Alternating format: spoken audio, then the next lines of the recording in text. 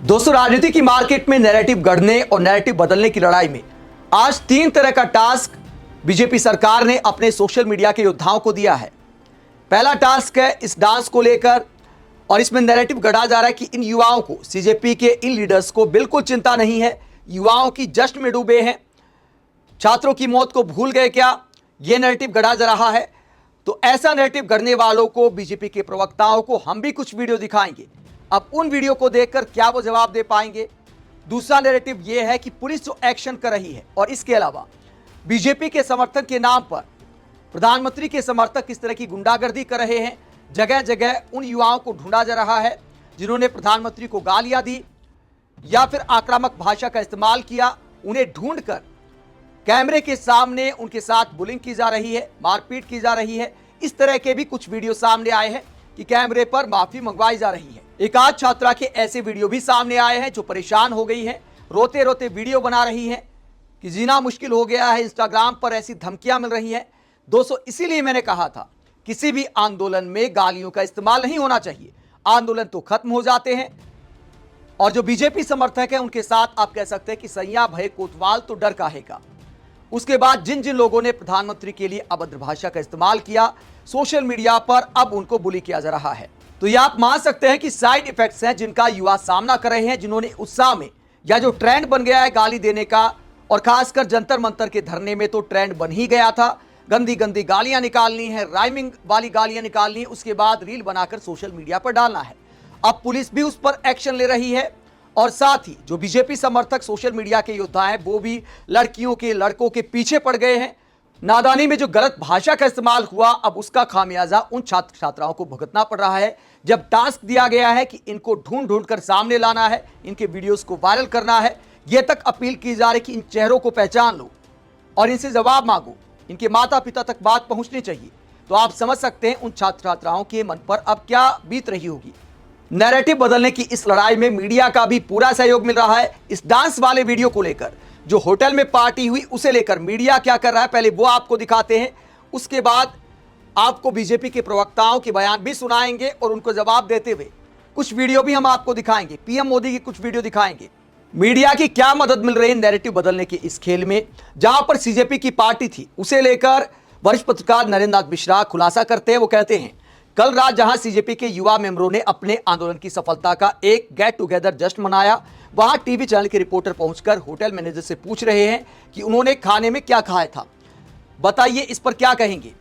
और हाँ, जिस पीढ़ी के जश्न पर सवाल उठा रहे हैं वो एक ही समय लड़ते भी हैं, जश्न भी मना लेते हैं, गंभीर भी हो जाते हैं, हल्के भी हो जाते हैं।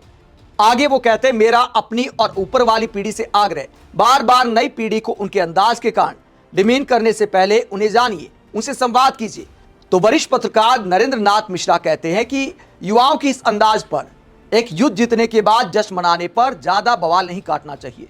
लेकिन दोस्तों, सलाह उनको दी जाती है जिन्हें जगाने की कोशिश की जाती है, लेकिन जो पहले से जागे हों, जिन्हें नैरेटिव गढ़ना है, वो तो एक संगठित प्रयास होता है, रणनीति होती है, प्लानिंग होती है।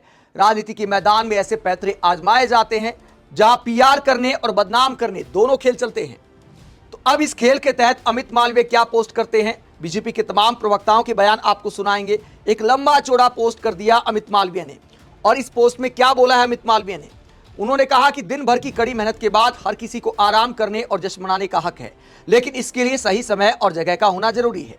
जब किसी आंदोलन को छात्रों के लिए न्याय की लड़ाई के तौर पर पेश किया जाता है, जिसमें उन छात्रों की आत्महत्या का जिक्र आंदोलन के नैतिक आधार के रूप में किया गया हो, तो उसके ठीक बाद नाच गाने और जश्न जैसी पार्टी के दृश्य बहुत अजीब और बेमेल लगते हैं।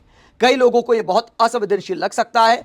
यह कुछ वैसा ही है जैसे किसी के शोक में शामिल होने का दावा करते हुए उनके अंतिम संस्कार में नाचना। तो अमित मालवीय कहते हैं कि अंतिम संस्कार में नाचने के समान है इस तरह का डांस करना। इसके बाद प्रदीप भंडारी ने भी इस तरह की भाषा का इस्तेमाल किया है। वो सौरभ दास को जवाब देते हुए कहते हैं कि यूथ लीडर्स बनने की एक्टिंग बंद करिए, यूथ ने आपका असल चेहरा देख लिया है। आप नीट पेपर लीक के विक्टिम और सुसाइड करने वालों को भूल गए हैं और इस तरीके से डांस कर रहे हैं। तो प्रदीप भंडारी भी इस वीडियो को असंवेदनशील बताते हैं। इसके बाद राधिका खेड़ा क्या कहती हैं, इसे कहते पढ़े लिखे गवार। सिर्फ शिक्षा पर पैसे खर्च करना माता पिता की जिम्मेदारी नहीं है। माता पिता की जिम्मेदारी बच्चों को तमीज सिखाना और संस्कार देना है। धीरे धीरे इन लोगों का सच और सामने आएगा। तो ये कहा राधिका खेड़ा ने, संस्कारों की बात की, तमीज की बात की, संस्कार की बात की। लेकिन राधिका खेड़ा मैडम, आपसे सवाल है, एक देशभक्त को सरेआम भारत विरोधी कहना, ये कौन से संस्कार है? 16 सेकंड की क्लिप काटकर झूठ फैलाना, ये कौन से संस्कार है? सोनम वांगचुक का आपने एक क्लिप वायरल करने की कोशिश की, या आप देखिए आपका ही पोस्ट है। कब का पोस्ट है? ये पोस्ट है जब पवन खेड़ा जंतर मंतर पर गए थे, 17 जुलाई 2026। और आपने क्या कहा पवन खेड़ा को? खुद देखिए कश्मीर को लेकर सोनम क्या एजेंडा चला रहे। कांग्रेस का प्रतिनिधित्व करते पवन जी उसी भारत विरोधी के पास पहुंचे। राहुल गांधी की मोहब्बत की दुकान में भारत विरोधी तत्वों के लिए इतनी मोहब्बत क्यों? तो आपने सोनम वांगचुक की एक 16 सेकंड की क्लिप काटकर अर्थ का अनर्थ बनाकर वायरल किया। आपने यह फैलाने की कोशिश की कि देखिए कश्मीर पर रेफरेंडम की बात कर रहे हैं, मतलब इस तरह का आपने नैरेटिव बनाने की कोशिश की। लेकिन इस वीडियो में सोनम वांगचुक ने कहा था, हम कई बार दिखा चुके तो एक बार और नहीं दिखाएंगे, इतना टाइम वीडियो में नहीं बढ़ाएंगे क्योंकि मुख्य एजेंडा डांस पर जवाब देना है।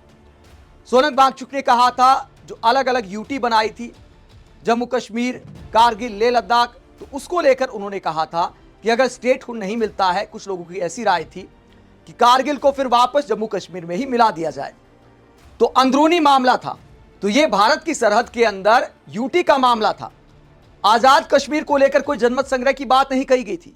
लेकिन आपने 16 सेकंड का एक क्लिप काटकर यह दिखाने की कोशिश की कि देखिए सोनम वांगचुक कश्मीर में जनमत संग्रह चाहते हैं, और उसके बाद आपने भारत विरोधी बता दिया। उसके बाद क्या हुआ? आपकी सरकार की, राष्ट्रवादी सरकार के मंत्री सूप पिलाकर अनशन तुड़वाते हैं, जिन्हें आपने भारत विरोधी बताया, उनकी सेहत की दुआ खुद पीएम मोदी करते सोशल मीडिया पर पोस्ट करके।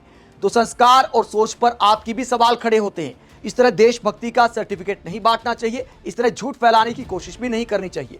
राधिका खेड़ा के बाद शिवम त्यागी, वो भी मजाक उड़ाते, गाना बहुत अच्छा है, अर्जुन रामपाल को और बुला लेते, मिक्सिंग अच्छी करता है, इस पर सही है, तो मजाक उड़ाते हैं। कुछ पत्रकार भी मैदान में उतर आते हैं। हर्षवर्धन त्रिपाठी कहते संवेदनहीनता की हद पार कर गए, एक बार भी जान गंवाने वाले बच्चों के परिवार के बारे में एक क्षण के लिए नहीं सोचा। तो सरकार को झुकाने के बाद एक छोटी सी पार्टी को लेकर नैरेटिव बनाने की कोशिश की गई। होटल जाकर मीडिया वाले पूछते हैं कितना खर्चा हुआ, क्या क्या खाया था खाने में, ताकि मेन्यू जब सामने आ जाए तो ये फैलाया जा सके कितने का खर्चा आ गया, फंडिंग कहां से आती है, विदेशी फंडिंग के तार जोड़ दिए जाएं। वो अलग बात है कि विदेश मंत्रालय साफ कर चुका है कि इस आंदोलन में विदेशी फंडिंग की हमारे पास कोई जानकारी नहीं है। तो वो वाला नैरेटिव अभी खड़ा नहीं कर पाए हैं, बस सोशल मीडिया पर फैलाने की कोशिश की जा रही है। क्या इसलिए मीडिया वाले गए थे? जो वरिष्ठ पत्रकार नरेंद्र नाथ मिश्रा ने खुलासा किया। और जहां तक डांस की बात है, दोस्तों पिछले वीडियो में भी मैंने कहा था कि एक युद्ध में बहुत सारे सैनिक शहीद होते हैं, लेकिन बड़ा युद्ध जीतने के बाद जश्न भी मनाया जाता है, नाच गाना भी किया जाता है। पुराने जमाने से ऐसा चलता आया है। तो मर्यादा के दायरे में अगर एक गेट टुगेदर कर दिया अपनी टीम का मनोबल बनाए रखने के लिए, तो इसमें असंवेदनशीलता वाली बात कहां से आ गई? अब बातों को कनेक्ट करके आप कुछ भी मतलब निकाल सकते हैं। अगर इतना दुखी होने की बात है तो देश के प्रधानमंत्री की कुछ वीडियो मैं आपको दिखाता हूं। कब के वीडियो है, पूरा शेड्यूल भी आपको बता देते हैं कि जो पूरा मामले की शुरुआत हुई पेपर लीक के बाद, जब प्रधानमंत्री विदेश गए, पेपर लीक के बाद जो बहुत सारे सुसाइड के मामले सामने आए थे। 14 मई से शुरुआत हो गई थी। 14 मई को 3 बच्चों ने सुसाइड की थी। उसके बाद एक सिलसिला चल पड़ा, अब तक 23 बच्चे जान दे चुके हैं। तो 15 से 20 मई पीएम मोदी गए थे UAE, Netherlands, Sweden, Norway, Italy. 13 से 18 जून फ्रांस, स्लोवाकिया। 27 से 29 जून सेशल्स की यात्रा की। 6 से 8 जुलाई इंडोनेशिया, 8 से 10 जुलाई ऑस्ट्रेलिया और 10 से 11 जुलाई न्यूजीलैंड। और वहां पर बहुत सारी तस्वीरें सामने आई जहां पर पीएम मोदी डांस देखते नजर आते हैं। कुछ तस्वीरें आपको दिखा देते हैं। यह आप देखिए, पीएम मोदी का ऑस्ट्रेलिया में किसी तरह स्वागत किया गया था, तो तब भी तो बच्चों की जान गई थी। देश के प्रधानमंत्री भी डांस का आनंद ले रहे हैं। इसके बाद अगली तस्वीर आप देखिए, यहां पर भी पीएम मोदी जब सेशल्स गए थे तो उनके लिए ये डांस की प्रस्तुति की गई थी। तो यहां पर पीएम मोदी भी डांस देख रहे हैं, वरना कह सकते थे कि देश में बच्चों की जान जा रही है, नीट पेपर लीक की वजह से मैं दुखी हूं, तो इस तरह के कार्यक्रम ना किए जाएं। हालांकि मैं ये नहीं कहता कि पीएम मोदी ने डांस देखकर गलत किया।